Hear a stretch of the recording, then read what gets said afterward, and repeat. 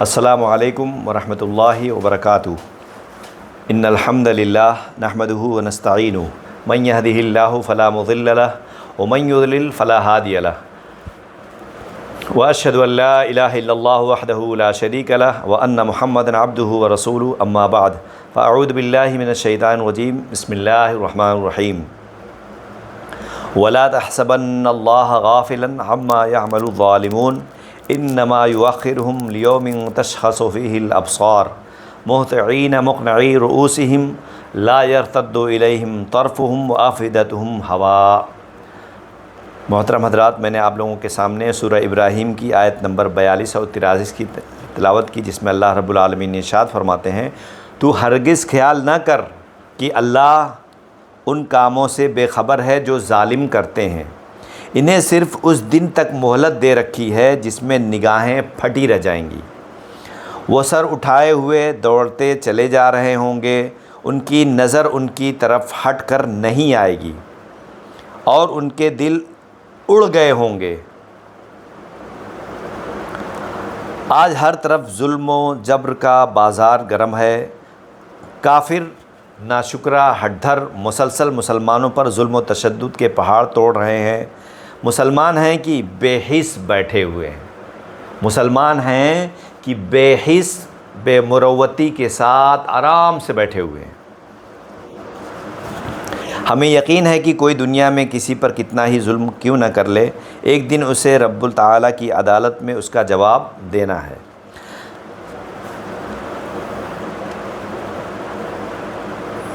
تاہم اپنے مظلوم بھائیوں کو کم از کم اس سے دلاسا ہی دے سکیں۔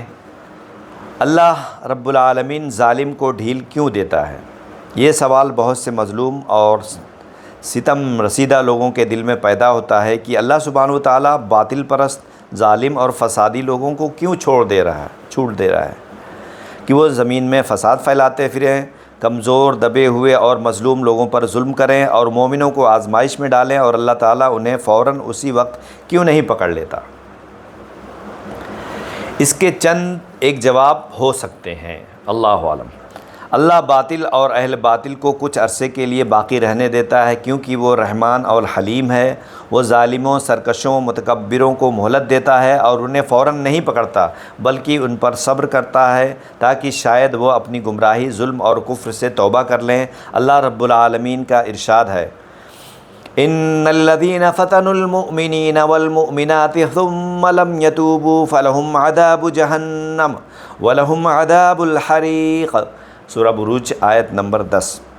بے شک جن لوگوں نے مومن مردوں اور مومن عورتوں کو آزمائش میں ڈالا پھر توبہ نہیں کی تو اس کے لیے جہنم کا عذاب ہے اور ان کے لیے جلنے کا عذاب ہے۔ اللہ تبارک تعالیٰ باطل اور اہل باطل کو باقی رکھتا ہے تاکہ اہل حق کی آزمائش کرے، اور اللہ تعالیٰ اہل حق کو اہل باطل کے ذریعے آزماتا ہے، ان کے صبر، ایمان اور یقین کو پرکھتا ہے۔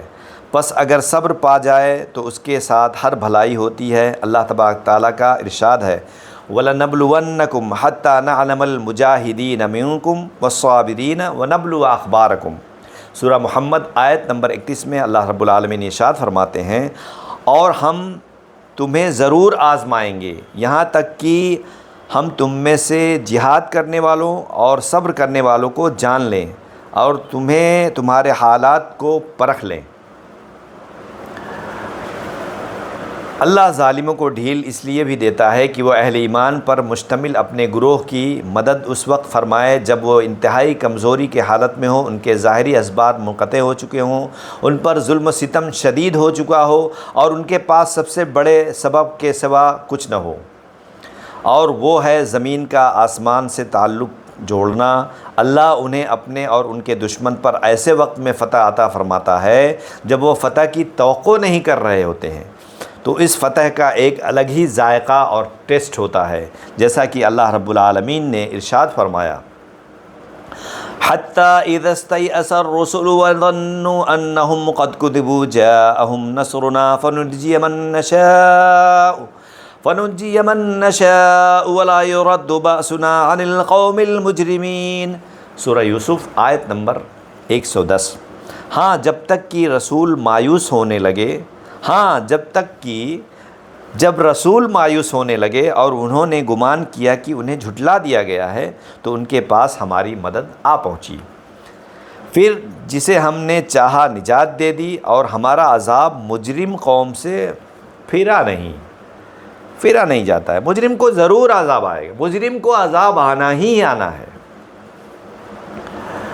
اللہ تعالیٰ ظالموں کو بسا اوقات اس لیے بھی نہیں پکڑتا کہ وہ یہ آزمائش مومنوں کے گناہوں کا کفارہ بنا دے، ان کے درجات کی بلندی کا سبب بنے، جیسا کہ سیدنا ابو ہریرہ رضی اللہ عنہ سے روایت ہے کہ رسول اللہ صلی اللہ علیہ وسلم نے فرمایا، ما یصیب المسلم من نصب ولا وصب ولا ہم ولا حزن ولا اذن ولا غم حتی شوکت یشاکہا الا کفر اللہ بہا من خطایا۔ مومن کو جو بھی کانٹا چبھتا ہے یا اس سے بڑھ کر کوئی تکلیف پہنچتی ہے تو اللہ اس کے بدلے اس کا ایک درجہ بلند کرتا ہے یا اس کی وجہ سے اس کا ایک گناہ مٹا دیتا ہے۔ صحیح بخاری حدیث نمبر 5641۔ سیدنا ابو ہریرہ رضی اللہ عنہ سے مروی ہے کہ رسول اللہ صلی اللہ علیہ وسلم نے فرمایا، ما یزال البلاء بالمؤمن والمؤمنہ فی نفسہ وولدہ ومالہ حتی یلقی اللہ وما علیہ خطیہ۔ مومن مرد اور مومن عورت پر جان، مال، اولاد کی مصیبتیں نازل ہوتی رہتی ہیں، یہاں تک کہ جب وہ اللہ کے حضور پیش ہوگا تو اس کے نامہ اعمال میں کوئی گناہ نہیں ہوگا۔ سنن ترمذی حدیث نمبر 2399۔ ظالموں کو ڈھیل اس لیے بھی اللہ کی طرف سے دی جاتی ہے تاکہ مومنین کے دلوں کا تعلق اللہ وجل سے مزید جڑ جائے، کیونکہ انسان جب مشکلات سے دوچار ہوتا ہے تو اس کے دل کا تعلق اپنے رب سبحانہ و تعالیٰ سے بڑھ جاتا ہے اور وہ اپنے رب خالق اور مولا سے کشادگی یا راحت کا منتظر رہتا ہے۔ خصوصاً جب آزمائش طویل ہو جائے، برداشت کمزور پڑ جائے اور مددگار کم ہوں تو اپنے رب سبحانہ و تعالیٰ کی پناہ لیتا ہے اور جان لیتا ہے کہ اس آزمائش سے اللہ سبحانہ و تعالیٰ کے سوا کوئی پناہ گاہ، کوئی فرار کی جگہ اور کوئی نکلنے کا راستہ نہیں۔ بس وہ اپنے دل کو اپنے رب سے وابستہ کر لیتا ہے۔ کتنے ہی بندے ہیں جنہوں نے آزمائش کے بعد اپنے دل کو اللہ سبحانہ و تعالیٰ سے جوڑ لیا۔ روز قیامت ایک شخص کو لایا جائے گا۔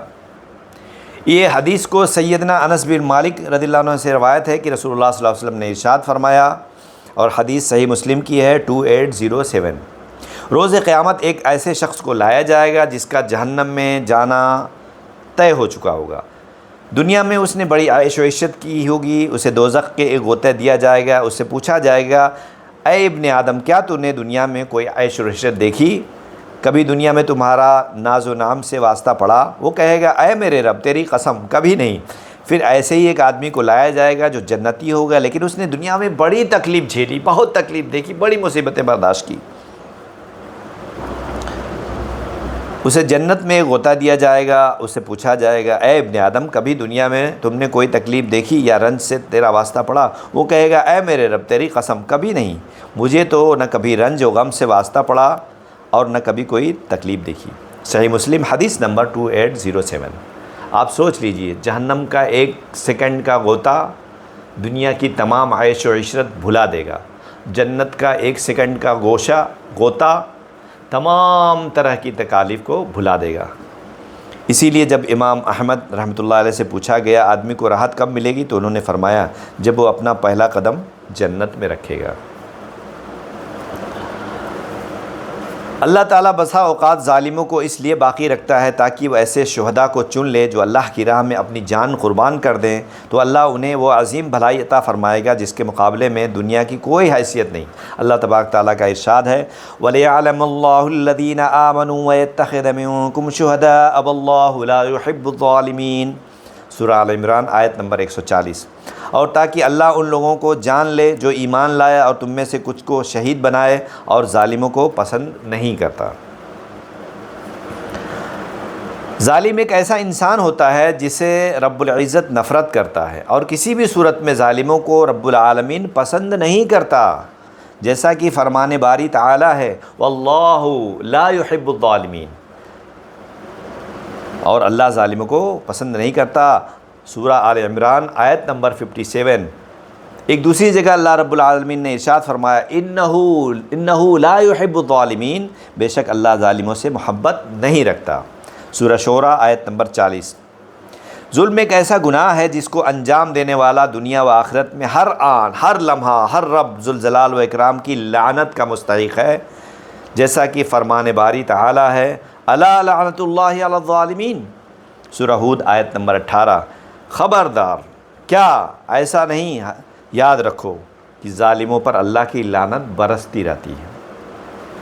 اسی طرح ظالموں پر آخرت میں بھی لعنتیں ہی لعنتیں نازل کی جائیں گی، جس کا تذکرہ رب العالمین نے یوں فرمایا یوم لا ينفع الظالمین معذرتهم ولہم اللعنۃ ولہم سوء الدار، سورہ مومن آیت نمبر 52۔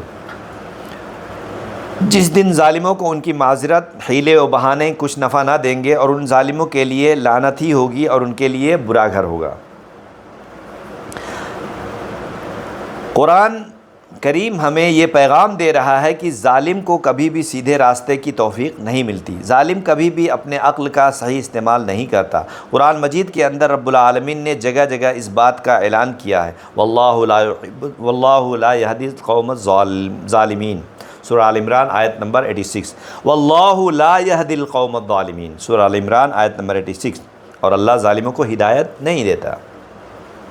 ایک دوسری جگہ جس پر قرآن نے تاکید کے ساتھ اعلان کرتے ہوئے کہا ان اللہ لا یہدی القوم الظالمین، سورہ انعام آیت نمبر 144۔ بے شک اللہ ظالموں کو ہدایت نہیں دیتا۔ یقیناً ظالموں کو ہدایت نہیں ملتی ہے۔ اب ذرا دیکھیے کہ ظالم فرعون کو ہدایت ملی، مگر اس کی بیوی سیدہ عائشہ رضی اللہ عنہا کو ہدایت مل گئی اور وہ کامیاب ہو گئیں۔ ظالم جہاں ایک طرف دنیا میں ہی اللہ کے عذاب سے دوچار ہوتا ہے، وہیں پر دوسری طرف ظالموں کو مظلوموں کی بد دعا بھی لگ جاتی ہے، اور مظلوم کی فریاد اس طرح کی ہوتی ہے جسے ظالم کبھی بچ نہیں سکتا، کیونکہ مظلوموں کی آہ کو رب کریم فوراً قبول کر لیتا ہے، جیسا کہ نبی کریم صلی اللہ علیہ وسلم نے ارشاد فرمایا اتق دعوت المظلوم فإنها ليس بينها وبين الله حجاب، مظلوم کی آہ و بددعا سے بچو کیونکہ مظلوم اور اللہ کے درمیان کوئی رکاوٹ نہیں ہوتی۔ صحیح بخاری حدیث نمبر 2448، صحیح مسلم حدیث نمبر 19۔ رب کریم کا عدل و انصاف دیکھیے، مظلوم کافر و مشرک و بدکار اور فاسق و فاجر ہی کیوں نہ ہو، مگر اس کی فریاد کو شرف قبولیت بخشتا ہے۔ سیدنا انس اسے روایت کرتے ہیں کہ رسول اللہ صلی اللہ علیہ وسلم نے فرمایا دعوت المظلوم مستجابہ وَإِن كَانَ فَاجِرًا فَفُجُورُهُ عَلَى نَفْسِهِ، مظلوم کی آہ و نالہ ضرور شرف قبولیت سے نوازا جاتا ہے، گرچہ مظلوم گناہگار فاسق و فاجر اور کافر ہی کیوں نہ ہو۔ اگر مظلوم فاسق و فاجر اور کافر ہے تو اس کے فسق و فجور اور کفر کا وبال اسی کے اوپر ہوگا، مگر اس کی آہ سنی جائے گی۔ سلسلہ حدیث صحیحہ میں حدیث نمبر 767، اور مسند احمد نے حدیث نمبر 8795 میں اسے روایت کیا۔ مظلوم کی دعائیں کیسے قبول ہوتی ہیں، اس حوالے سے صرف ایک واقعہ سماعت کریے۔ سیدنا ابو سعید خدری رضی اللہ عنہ سے روایت ہے کہ اہل کوفہ نے سعد بن ابی وقاص رضی اللہ عنہ کی عمر رضی اللہ عنہ سے شکایت کی، اس لیے عمر رضی اللہ عنہ نے ان کو معزول کر کے عمار رضی اللہ عنہ کو کوفہ کا حاکم بنایا۔ تو کوفہ والوں نے سعد رضی اللہ عنہ کے متعلق یہاں تک کہہ دیا کہ وہ تو اچھی طرح نماز بھی نہیں پڑھا سکتے۔ چنانچہ عمر رضی اللہ عنہ نے ان کو بلایا، آپ نے ان سے پوچھا اے ابو اسحاق، ان کو کوفہ والوں کا خیال ہے کہ تم اچھی طرح نماز نہیں پڑھا سکتے ہو؟ اس پر آپ صلی اللہ علیہ وسلم نے جواب دیا اللہ کی قسم میں تو انہیں نبی کریم صلی اللہ علیہ وسلم ہی کی طرح نماز پڑھاتا تھا، اس میں کوئی کوتاہی نہیں کرتا تھا۔ عشاء کی نماز پڑھاتا تو اس کی پہلی 2 رکعت میں قرات لمبی کرتا اور دوسری 2 رکعت ہلکی پڑھتا۔ سیدنا عمر رضی اللہ عنہ فرمایا اے ابو اسحاق، مجھ کو تم سے امید بھی یہی تھی۔ پھر آپ صلی اللہ علیہ وسلم نے سعد رضی اللہ عنہ کے ساتھ کئی آدمیوں کو کوفہ بھیجا۔ قاصد نے ہر مسجد میں جا کر ان کے متعلق پوچھا۔ سب نے آپ کی تعریف کی، لیکن جب مسجد بنی عبس میں گئے تو ایک شخص جس کا نام اسامہ بن قتادہ اور کنیت ابو سعدہ تھی کھڑا ہو کر اس نے کہا، جب آپ نے اللہ کا واسطہ دے کر پوچھا ہے تو سینے سعد نے فوج کے ساتھ خود جہاد کرتے تھے، نہ مال غنیمت کی تقسیم صحیح کرتے تھے اور نہ ہی فیصلے عدل و انصاف کرتے تھے۔ یہ سن کر سعد رضی اللہ عنہ نے فرمایا، اللہ کی قسم میں تمہاری اس بات پر 3 دعائیں کرتا ہوں، اے اللہ اگر یہ تیرا بندہ جھوٹا ہے اور صرف ریا و نمود کے لیے کھڑا ہوا ہے تو اس کی عمر دراز کر اور اسے خوب محتاج بنا اور اسے فتنوں میں مبتلا کر۔ اس کے بعد وہ شخص اس درجہ بحال ہوا کہ جب اس سے پوچھا جاتا ہے کہ تو کہاں ایک بوڑھا اور پریشان حال ہو، مجھے سعد رضی اللہ عنہ کی بد دعا لگ گئی۔ عبد المالک فرماتے ہیں کہ میں نے اسے دیکھا کہ اس کی بھویں بڑھاپے کی وجہ سے آنکھیں پر آ گئی ہیں، لیکن اب بھی وہ رستوں میں وہ لڑکیوں کو چھیڑتا تھا۔ صحیح بخاری حدیث نمبر 755۔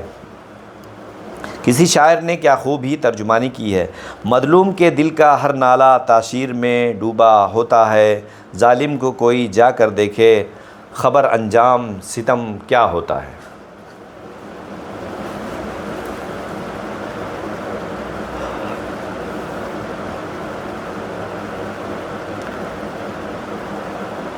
اللہ رب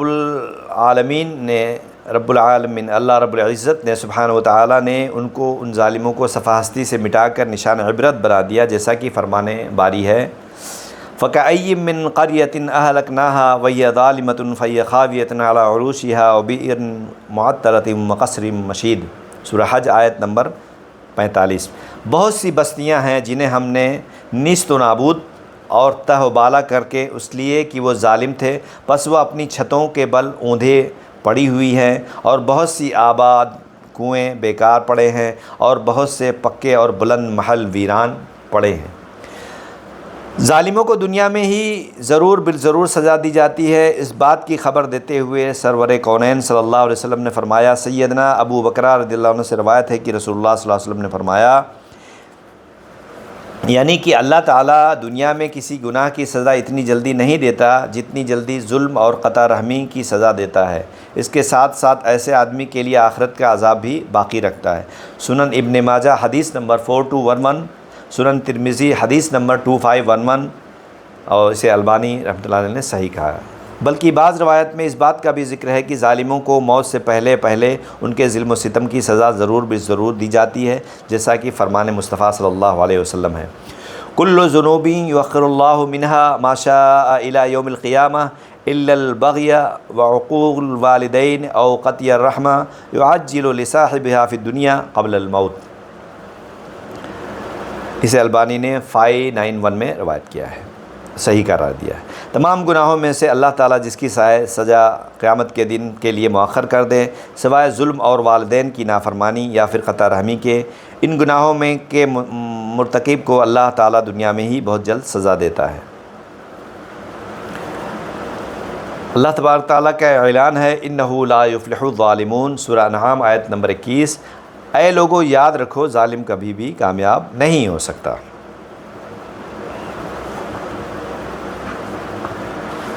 اور ظالموں کی ہلاکت یقینی ہے۔ اللہ رب العالمین ارشاد فرماتے ہیں سورہ ابراہیم آیت نمبر 13 میں، وَقَالَ الَّذِينَ كَفَرُوا لِرُسُلِهِمْ لَنُخْرِجَنَّكُم مِّنْ أَرْضِنَا أَوْ لَتَعُودُنَّ فِي مِلَّتِنَا فَأَوْحَىٰ إِلَيْهِمْ رَبُّهُمْ لَنُهْلِكَنَّ الظَّالِمِينَ، سورہ ابراہیم آیت نمبر 13۔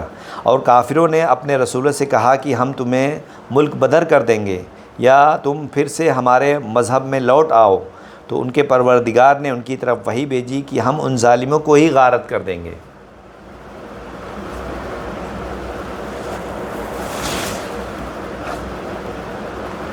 اور دوسری جگہ اللہ رب العالمین ارشاد فرماتے ہیں، وَكَذَلِكَ نُوَلِّي بَعْضَ الظَّالِمِينَ بَعْضًا بِمَا كَانُوا يَكْسِبُونَ، سورہ انعام آیت نمبر 129۔ اور اسی طرح ہم ملا دیں گے گناہ گاروں کو ایک دوسرے کے ساتھ ان کے اعمال کے سبب۔ ظالم کی آخرت تباہ و برباد ہو جاتی ہے۔ ظالم جہاں دنیا کے اندر طرح طرح کے عذاب و سزا سے دوچار ہوتا رہتا ہے، وہیں پر دوسری طرف ظالموں کی آخرت بھی برباد ہوئے۔